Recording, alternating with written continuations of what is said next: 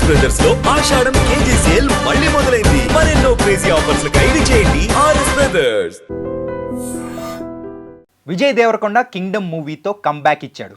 కానీ వర్డ్ ఎందుకు యూజ్ చేస్తానో నేను మీకు చెప్తాను. Guys welcome to iDream. నేను మీ చాణక్య. గైస్ ఈరోజు మన కింగ్డమ్ మూవీ రివ్యూ అనేది కూడా ఈరోజు మనం చెప్పుకుందాం.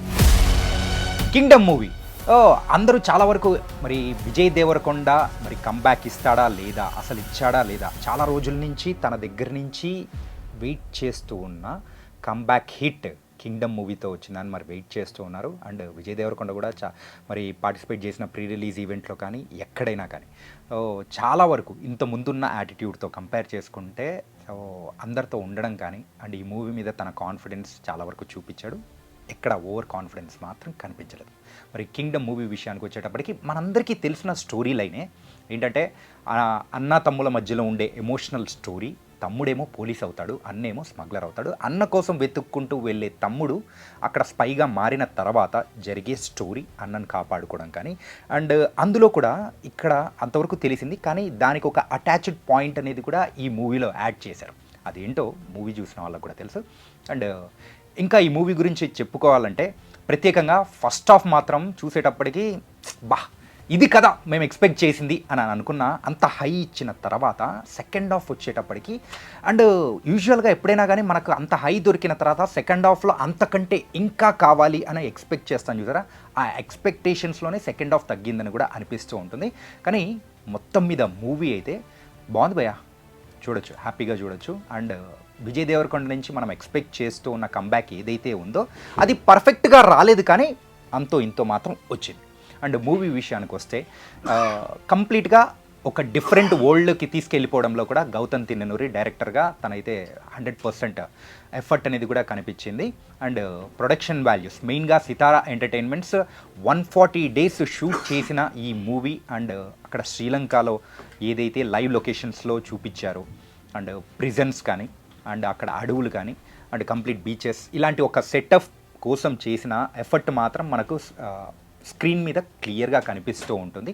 అండ్ కెమెరా వర్క్ కూడా సూపర్గా అనిపిస్తూ ఉంటుంది. మెయిన్గా ఇలాంటి స్టోరీస్కి యాక్షన్ డ్రామాకి కావాల్సింది ఏంటంటే మనం ఆ స్టోరీలోకి జంప్ అవ్వాలి, ఆ ఒక వరల్డ్లోకి తీసుకెళ్ళిపోవడంలో మాత్రం మరి కింగ్డమ్ మూవీ టీమ్ 100% సక్సెస్ అయింది. అంటే ఈ మూవీ చూసి వచ్చిన వాళ్ళ విషయంలో అయితే ఉన్న ఒక బిగ్గెస్ట్ డిసప్పాయింట్మెంట్ అని అనుకోవచ్చేమో ఏంటంటే ఫస్ట్ హాఫ్లోనే మనకు కావాల్సినంత ఫుల్ మీల్స్ పెట్టిన తర్వాత ఇంకా సెకండ్ హాఫ్లో అంతకంటే ఇంకా ఎక్కువ ఎక్స్పెక్ట్ చేసేయడంలో కూడా అక్కడ ఎక్స్పెక్టేషన్స్ మ్యాచ్ అవ్వకపోవడం.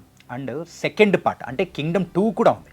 మరి ఆ 2 కోసం మరి క్లైమాక్స్లో వెంటనే ఆ సీన్స్ని మొత్తం కంప్లీట్ చేసేసి తర్వాత పార్ట్ ఉంది అని చెప్పేసి కన్వే చేసిన విధానం ఏదైతే కొంచెం హరిబరి అనిపించిందో అక్కడ ప్రేక్షకులు డిస్కనెక్ట్ అయిపోయే అవకాశాలు అనేది కూడా కనిపిస్తూ ఉంటుంది. దానివల్ల ఆ సెకండ్ హాఫ్లో ఆ ఎమోషనల్ కానీ అనిపిస్తూ ఉంటుంది. And coming to the performance wise అయితే విజయ్ దేవరకొండ మరి 2.5 yearsగా వెయిట్ చేస్తూ ఉన్న ఒక కంబ్యాక్ ఏదైతే ఎక్స్పెక్ట్ చేస్తున్నారో తన మీద ఉన్న నెగిటివిటీని మొత్తం కంప్లీట్గా అది పటాపంచలు చేసేసి కంబ్యాక్ ఇవ్వాలని ఎక్స్పెక్ట్ చేశాడు.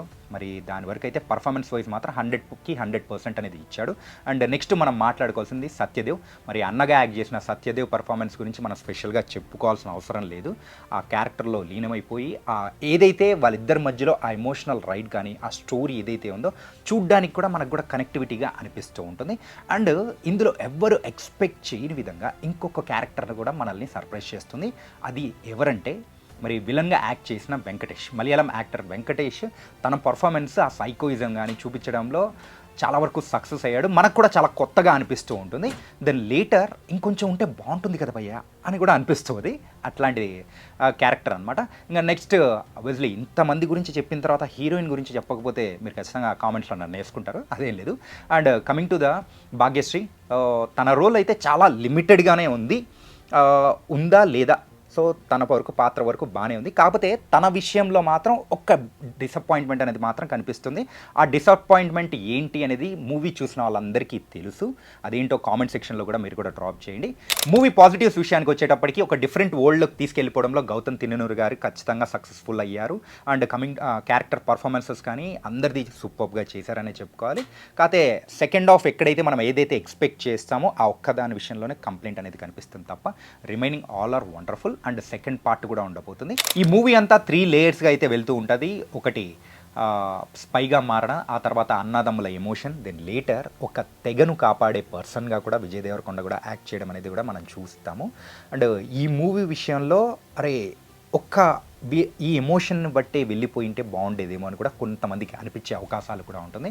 మళ్ళీ ఆ తెగను కాపాడడము ఇలాంటివన్నీ మనం చూసేటప్పుడు ఒక different type of KGF and Salaar shades అనేది కూడా కనిపించే అవకాశాలు కూడా ఉన్నాయి. ఎందుకంటే ఈ కైండ్ ఆఫ్ సెటప్స్ కానీ ఖచ్చితంగా మనకు ఆ ఒక మూవీస్ని కూడా గుర్తు తెచ్చుకునే అవకాశాలు అంతో ఇంతో, ఎందుకంటే దాని యొక్క ఇంపాక్ట్ అనేది కూడా ఈ మూవీ మీద పడే అవకాశాలు కొంచెం ఉండే ఉంటుంది. ఫైనల్గా అయితే మరి కింగ్డమ్ మూవీ ఫస్ట్ పార్టే కాదు, సెకండ్ పార్ట్ కూడా ఉంది. ఫస్ట్ హాఫ్లో చూపించినంత హై ఆ ఎమోషన్ కానీ ఎవ్రీథింగ్, ఆ హై ఏంటంటే వచ్చే ఆ ఫైట్స్ కానీ హీరోకి ఇచ్చే ఎలివేషన్స్ కానీ సెకండ్ పార్ట్లో కూడా ఉండింటే మాత్రం బొమ్మ బ్లాక్ బస్టర్ రాబాయ్ అని చెప్పేసి అనుకునే అవకాశాలు కూడా ఉన్నాయంటూ నాకు అనిపించింది. ఇది ఇవాళ రివ్యూ. మరే రివ్యూతో మళ్ళీ కలుద్దాం. అంతకు take care. This is Chanakya.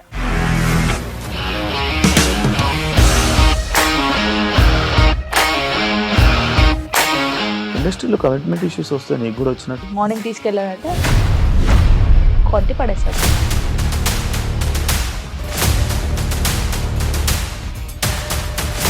ఒక్కళ్ళు కూడా చూడలేదు ఈ సినిమా అని చెప్పడానికి కూడా చాలా ధైర్యం కావాలి. అది నిజం కదా, దాంట్లో ధైర్యం ఏంటి? ఇది నెక్స్ట్ డే ప్లేట్ మార్చేస్తే తప్పు కదా. As of now we are comfortable this అని నేను అనుకుంటున్నాను. రష్మిక గారిది మీది ఒకే ఊరంట కదా?